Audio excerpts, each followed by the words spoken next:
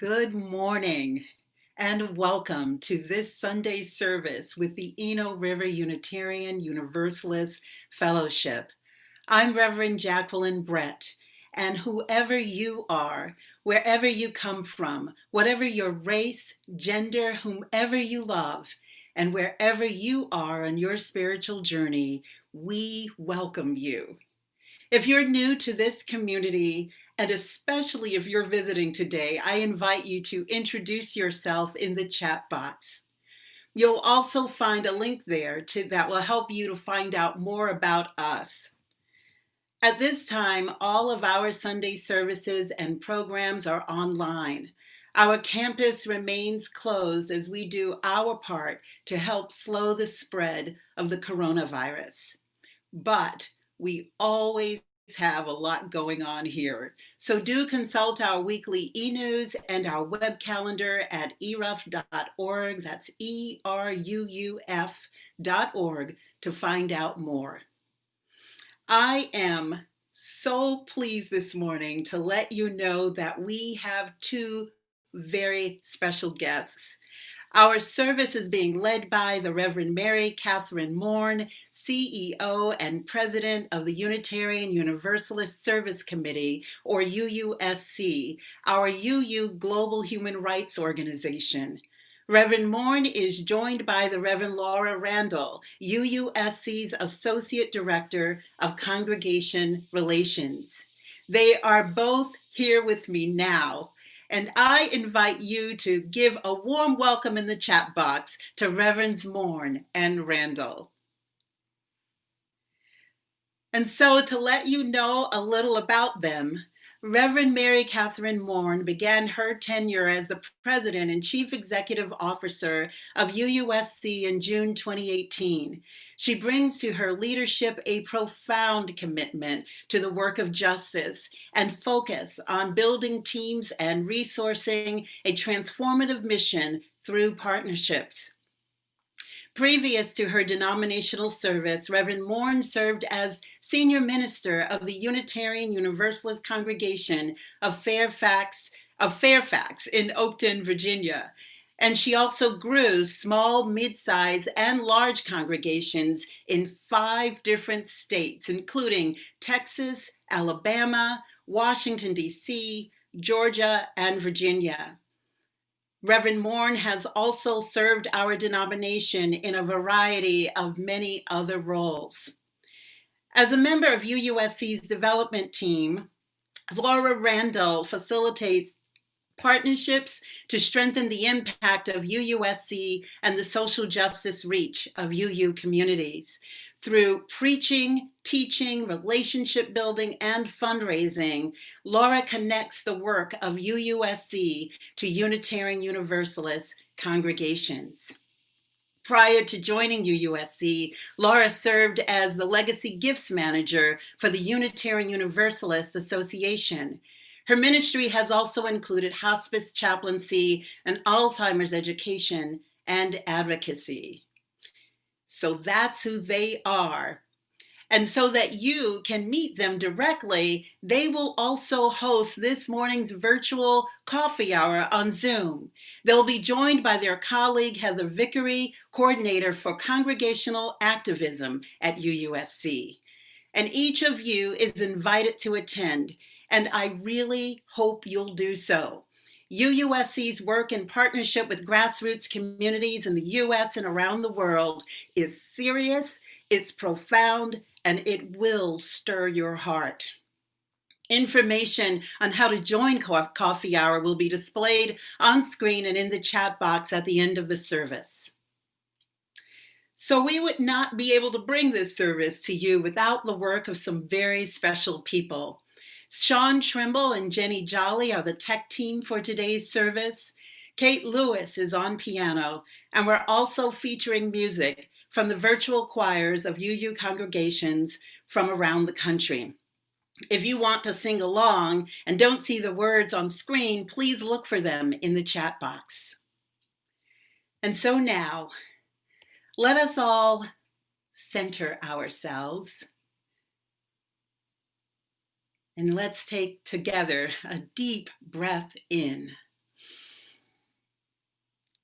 and let it out. And we continue with this morning's service with Kate Lewis offering the Prelude.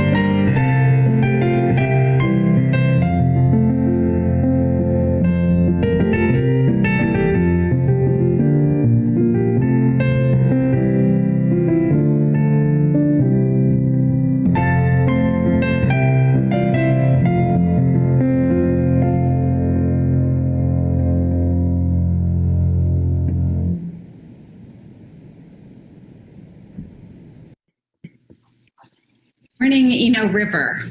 I am Reverend Mary Katherine Morn. And I'm the Reverend Laura Randall, and we are glad to be with you for worship today. For our opening words, we offer you Gird Thyself by our colleague Jessica York, who is the Director of Congregational and Regional Services at the UUA.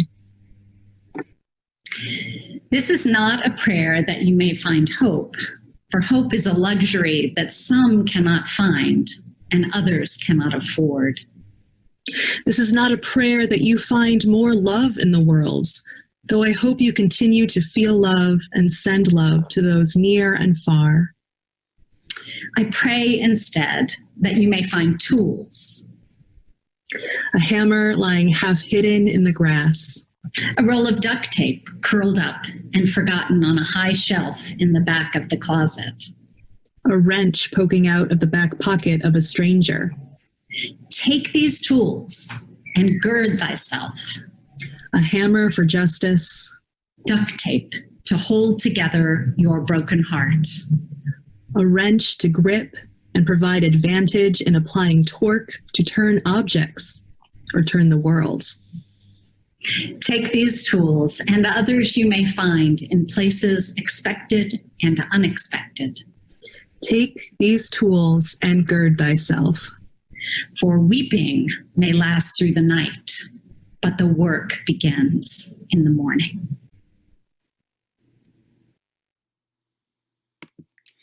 We light our chalice on this morning that we may find what tools we need to do the work of justice, healing, and turning the world.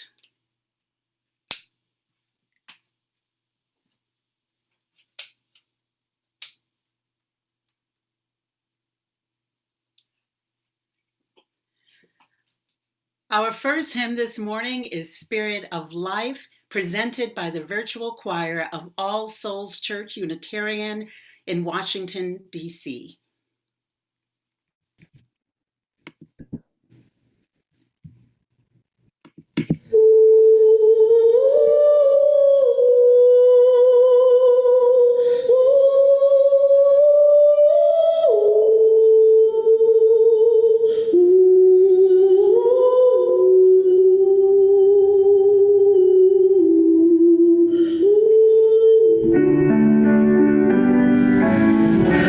Yeah.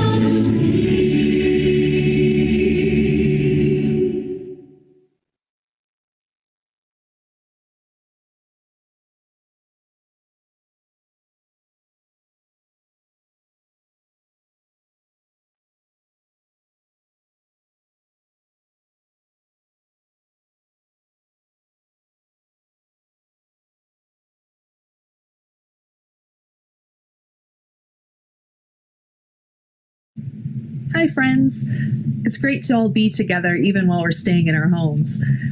Today, I want to tell you a story about how the Unitarian Universalist Service Committee, or UUSC, began. It all started 80 years ago when Unitarians in the United States were watching what was happening in Europe, and they were getting very worried. They were worried because a man named Hitler and the people he was leading, people called the Nazis, were becoming very powerful and hurting a lot of people. The Nazis believed some very mean and wrong things. They believed that the only people who were any good were people who were just like them. They wanted everyone to be the same as they were, and if you weren't, well, they would kick you out of your house, they would take all of your things, they wouldn't let you work. And eventually the Nazis started killing a lot of people who they thought were different from them. Jewish people, gay people, people with disabilities, all of them were targets of the Nazis during this time. It was very scary. What do you think you would do if you saw something like this happening? Would you want to help? Would people in your UU community want to help too? It was the same 80 years ago. The Unitarians wanted to help people in Europe who were being targeted by the Nazis. So, a Unitarian minister and his wife from Wellesley, Massachusetts, Waitstill and Martha Sharp, went to Europe to see how they could help the people there. They found lots of ways to help when they got there, but they had to be creative because the Nazis were always watching, and it would be very dangerous if they got caught. The Sharps helped get paperwork to people that they needed to escape to safer places. Sometimes they would even sneak people past the Nazi guards wearing disguises. They also helped people, including kids like you, get food and clothing at a time when it was very hard to find both. The Sharps were very brave, but they didn't do this work alone. They worked with people in the Jewish communities in Europe, and they worked with other Unitarians in the United States who would send them money and other supplies so more people in Europe could be helped. That is how the Unitarian Service Committee, now called UUSC, got started. Today, UUSC is still working around the world to help people who are being treated badly find safety and have their human rights respected. We work with migrant communities who fled their homes in Central America and are seeking asylum in the United States. We work with Rohingya Muslims from Burma who are facing inhumane treatment and displacement by their government. We work with people around the world whose home communities are threatened by climate change, and many, many more. Both 80 years ago and today, UUs come together through the UU Service Committee to work with people who need it most. And we will continue to be there to help into the future, because Unitarian Universalists believe in doing what we can to make the world a better and safer place for everyone. Thank you for all the ways you help us do this work. We couldn't do it without everyone joining together. So grateful that you're here. Thanks for listening to this story. Bye.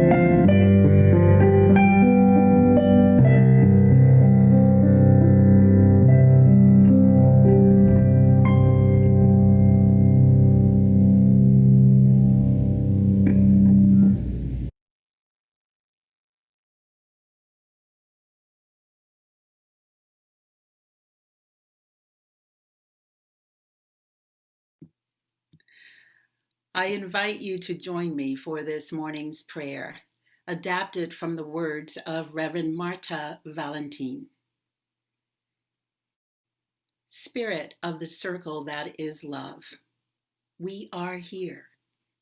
The gathered community stirred like leaves that rustle around sacred trees, tossed hither and yon until we come to rest together, finding the sacred center within each of us, quietly, softly. We come to gather strength from each other, even at a distance. We come to give strength to each other, even at a distance. We come to express our great gratitude for what strength we have. Spirit of the circle that is love, as we twirl in this dance that is life, we give thanks for the reminders each day of our tasks of ministering to each other with a searching glance, a safe touch, a generous smile, a thoughtful word. We offer our thanks for the reminders that we are always building our beloved community. For reminders that through our covenant with you, Spirit of the circle that is love, we covenant with each other and are made whole. In this circle that holds all life, may we ever work toward widening its boundaries until there are none. On this Sunday morning, we lift up the spoken and unspoken joys of our community. From Mary Evers, who shares that she has successfully completed her treatment for breast cancer and expresses gratitude to everyone at ERUUF who has supported her on her journey. Congratulations to you, Mary. And we also lift up our spoken and unspoken concerns. For Laura Grillo, who had an emergency appendectomy on August 12th, and whose husband Henry was hospitalized on August 19th with a head injury and is recovering in ICU. Laura appreciates our prayers for his continued recovery. We lift up the life of Barbara Van Dyne, the mother of Casey Zucchino, who died this past Friday evening, August 21st. And finally, we continue to lift up our democracy and for sound and just leadership for our country and countries the world over, so greatly needed. Let us hold all of these in our hearts for a brief moment of silence.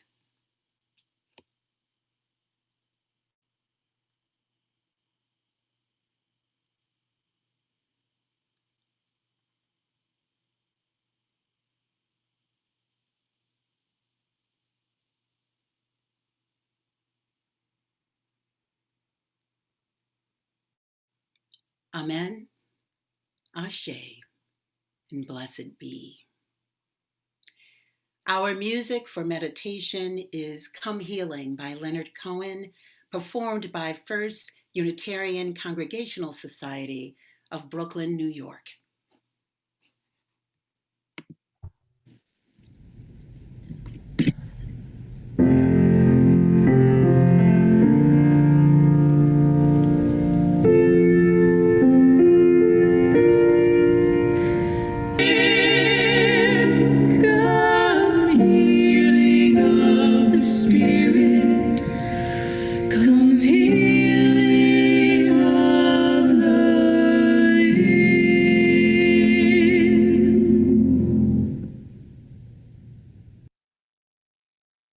I just wanted to take a moment to say what a joy it is to be with you. I have admired your ministry at Eno River for decades now, from when I served congregations in the Southeast and met some of your leaders at the Mountains Leadership School when I was on faculty. I'm so glad to reconnect now from way up in Boston, where I live. I may live here, but my people are in the South. I especially love the courage and resilience of many of the UUs and other progressives I've known in the Deep South. And now I feel so blessed to have a further connection with ERUUF through Jacqueline, We're very honored and blessed to have her on UUSC's board. In only 1 year, we have come to see how her gifts are going to be a gift to us. I'm sure all of you at Eno River are not surprised at all to hear that. Thank you so much, Jacqueline, for your service and for the invitation to be here this morning. I also want to shout out to Deb. I had the pleasure of getting to know Deb when I was serving a congregation in Virginia, and we attended clergy retreats together. I remember well a fine sermon she gave to the group and her insights on ministering in large congregations. ERUUF, you have an outstanding ministry team. I also want to thank those of you who are connected with the Unitarian Universalist Service Committee through our shared work for justice and through your gifts of financial support. I hope that today's service inspires every one of you to want to become part of UUSC's justice-loving, justice-seeking community. Perhaps you've heard or read the parable of the starfish thrower before. The tale comes from Lauren Eiseley, the mid-20th century scientist and philosopher who recounts meeting a person on a beach after a storm which has washed thousands of starfish onto the shore. This person seeks out the living starfish and flings them back into the sea where they may survive. After contemplating the seeming futility of such an endeavor in the face of a problem so large, it would be impossible to rescue all of the starfish on the beach after all, Eiseley recognizes the hope and defiance in taking such action. Eiseley finishes his tale by writing, "I looked back across my shoulder to see the star thrower stoop and fling once more. I never looked again. The task we had assumed was too immense for gazing. All around us roared the insatiable waters of death. But we, alone and small in that immensity, hurled back the living stars. I flung and flung again." Here ends the reading.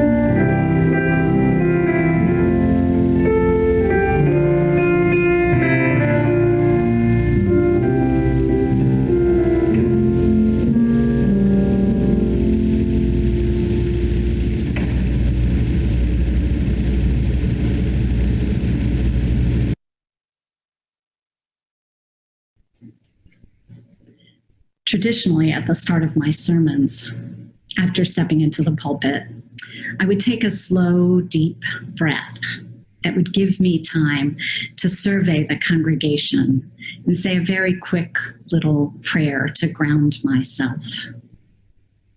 I haven't really figured this out for our new world. I need something.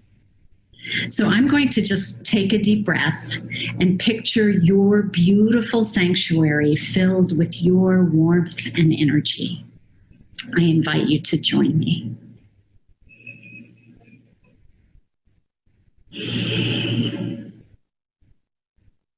I've never needed imagination more. At times during these last months, imagination has very helpfully transported me for brief moments beyond my home. My husband John and I moved to the city last year and got rid of our car. It was a great plan, learning to live on a much smaller footprint and use only public transportation. And it was working beautifully, like so many things, until March. In July, I was starting to feel desperate to see something beyond the small world my feet could reach. So we picked a state park about an hour out of town, packed our lunch, got a zip car, and hit the road. All I knew about Purgatory Chasm State Park was that it was the right distance for a day trip.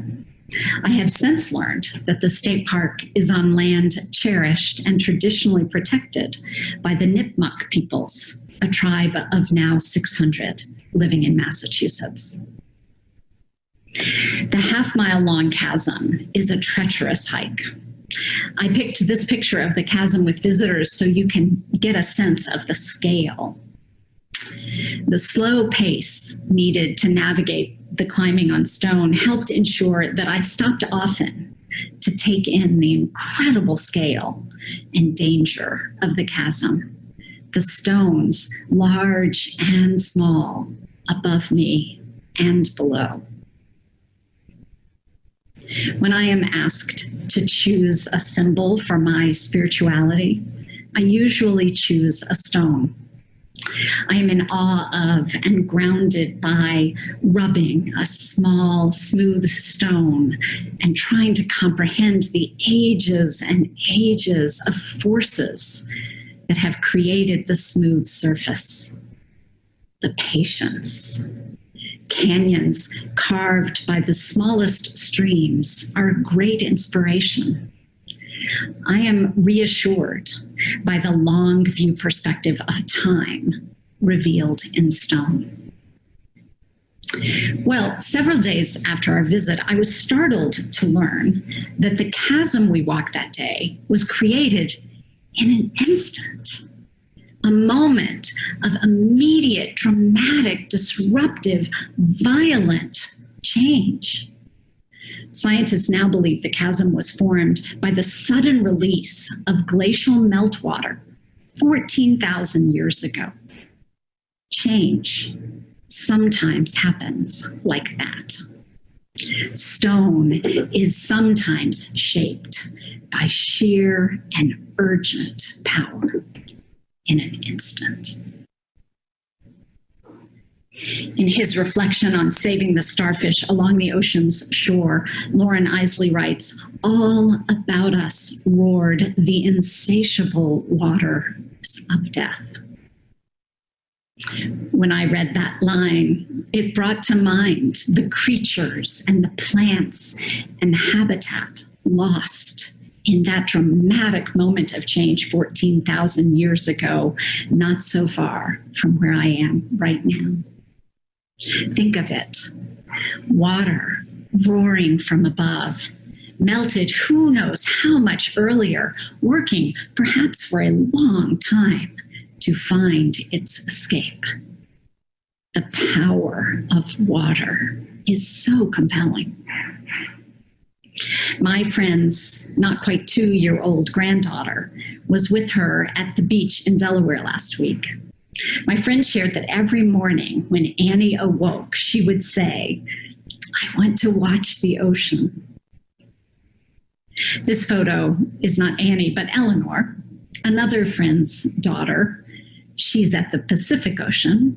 I want to thank Reverend Rob Keithan for permission to use his photographs of his daughters. For the first several days at the beach, my friend told me, Annie would cling to her father as they stood on the edge of the ocean, and she would watch the ocean.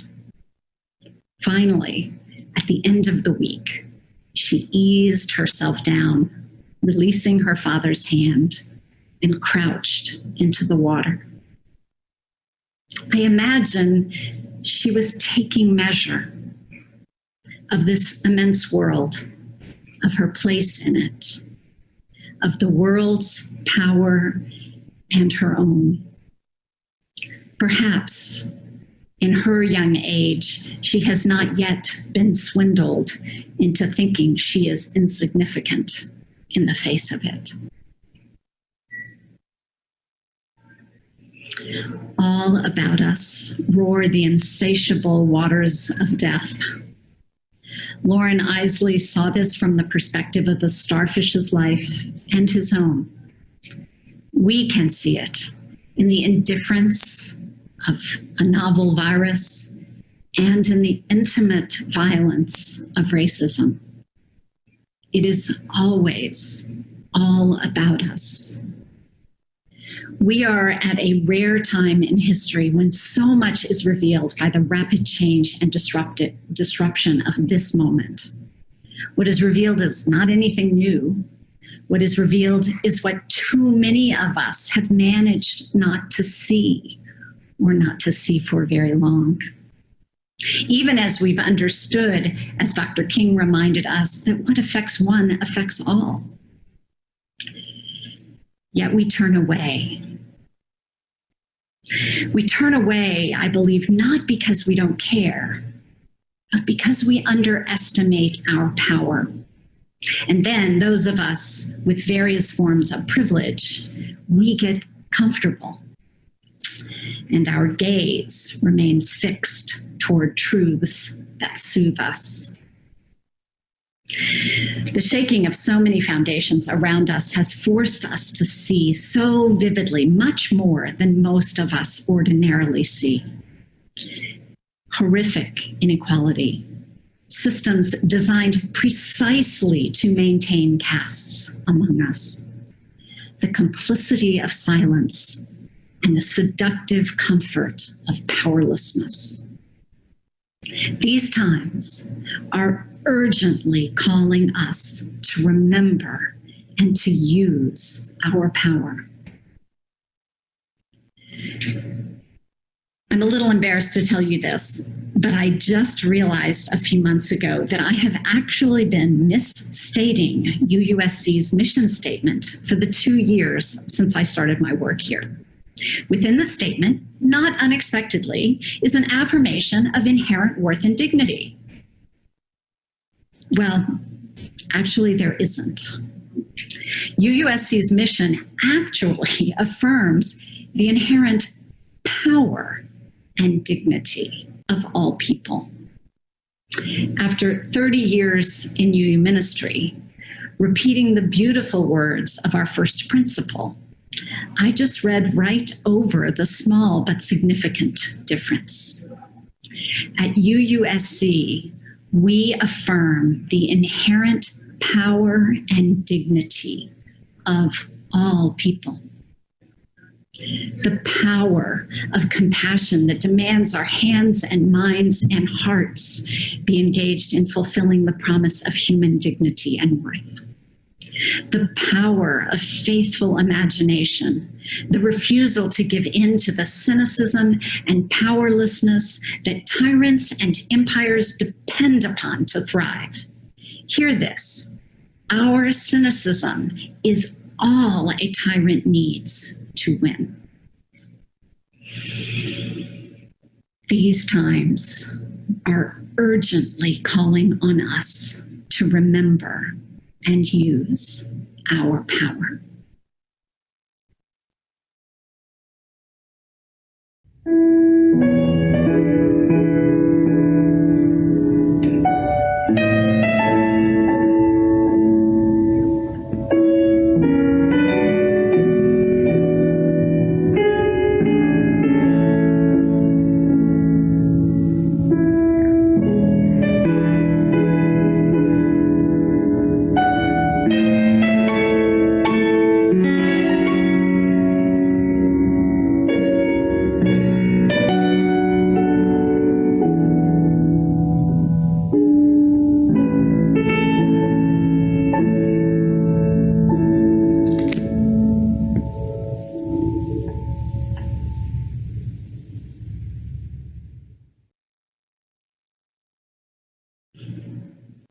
So, were you thinking about all the power you have?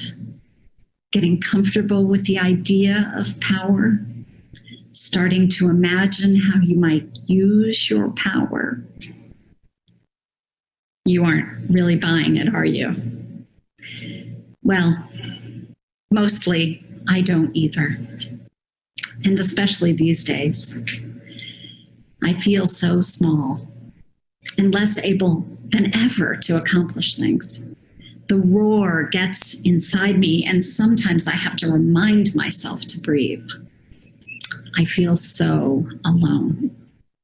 And I'm guessing I'm not the only one among us who carries fear and grief that are so real these days. But, and this is real too. What we're doing right now. I can't see you exactly, but I know you are there. Let's show each other. I invite you to just type in the chat here or presente. Let us know you're here. We've come today because we know that religious community will hold us when we feel small and alone. We show up because we believe that ministry, our shared ministry, will comfort us and confront us. As you watch the names scroll, I invite you to call to mind memories of the power that has arisen from this congregation. Prophetic witness in the larger community, calls for justice and healing, actions that were part of movements that brought about actual change. Jacqueline has shared with me some of your commitments to justice and some of the work you are doing. You inspire me. I am also deeply inspired by the fierce power of the grassroots partners who are at the heart of UUSC's mission. Just before the pandemic was declared, I traveled to Myanmar and Malaysia to meet some of UUSC's grassroots partners who are working for the liberation and safety of the Rohingya people. Over the last 40 years, the successive Myanmar governments have subjected the Rohingya to inhuman persecutions and slow burning genocide. A campaign of hate against the minority Muslim population has resulted in nearly 1 million Rohingya people murdered and as many forced to flee or detained in camps within the country. Fatima is a leader with UUSC's partner Rohingya Women's Development Network in Malaysia. She and 4 other leaders welcomed us to their office. Fatima is the woman on the left in the flowered hijab. The women told us their stories of loss and escape, and they shared how they are providing education in language, livelihood, and leadership development for other Rohingya women living as refugees. Since we were there in late February, the very beginning of March, and since the murder of George Floyd, our conversations with Rohingya activists and other partners around the world have shifted a little bit. Now we are hearing messages of solidarity with the uprisings for Black lives in the United States. We are hearing that this is important to their own struggle to be recognized in their full humanity, despite ethnic and religious persecution and genocide. In a message from a partner organization in Croatia, after describing the challenges they are facing providing safety and life-saving aid to Syrian refugees in the face of COVID, Tayana closed her email to us with these words. I also really wanted to say that we are standing together with you in rage and solidarity. Watching the news coming out of the US is absolutely heartbreaking. While we are too far away to join you in the streets, I don't believe we are exempt from the fight and the responsibility to dismantle this white supremacist culture prevailing all around the world. Please know that we are doing everything in our power over on our side to address anti-Blackness, starting from our own communities and on to European policies which allow Black people to be sold as slaves in Libya or perish in the sea.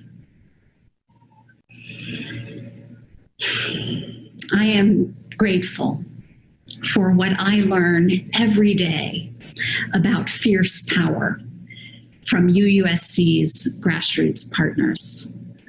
People who experience the intimate violence of oppression every day and still know their dignity and power. These times are urgently calling us to remember and use our power.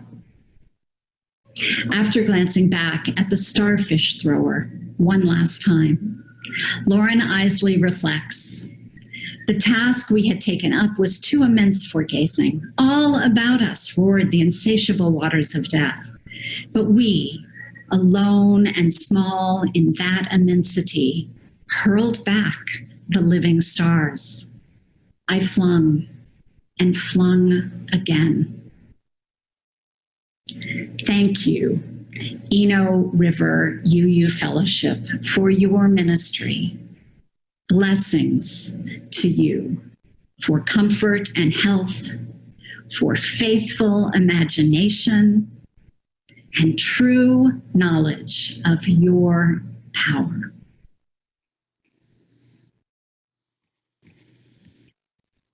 This is Clara. She is Eleanor's little sister. Look at her. So small against the backdrop of the immense world. I pray that she never forgets her dignity and her power to change the world. That is my prayer for you as well, for all of us. Amen.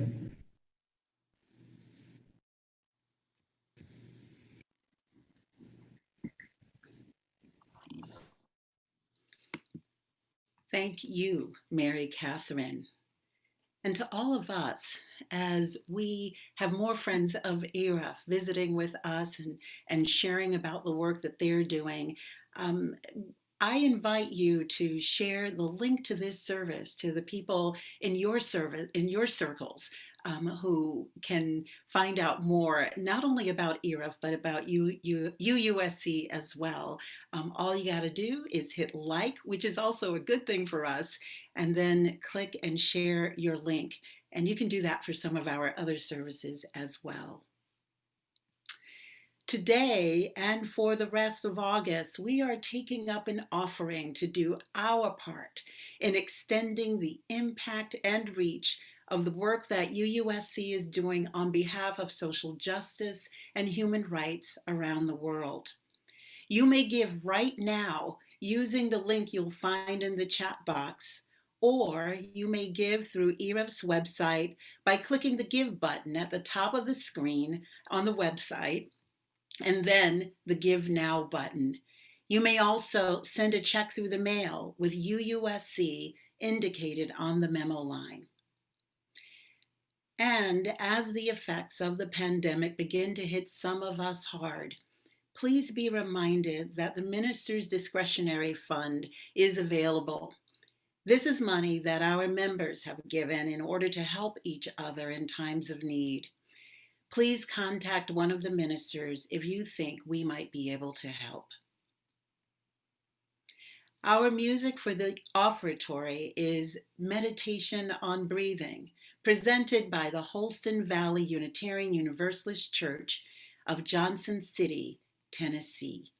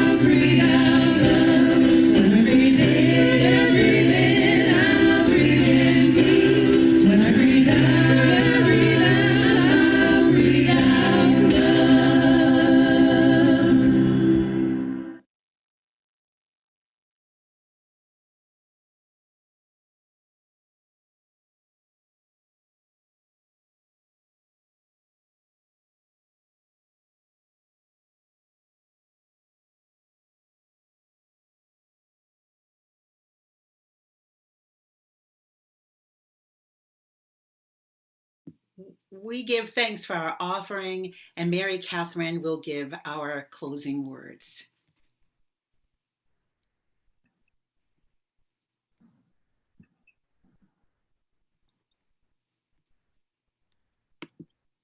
We give thanks for this morning's many gifts. Laura and I give thanks for your warm welcome. And UUSC and our grassroots partners give thanks for your material and moral support and engagement. These times, friends, are urgently calling us to remember and use our power. We are here together now, even when we cannot see one another. Let us join our hands and hearts for the work of justice. Go in peace, go in love, go in power. Amen.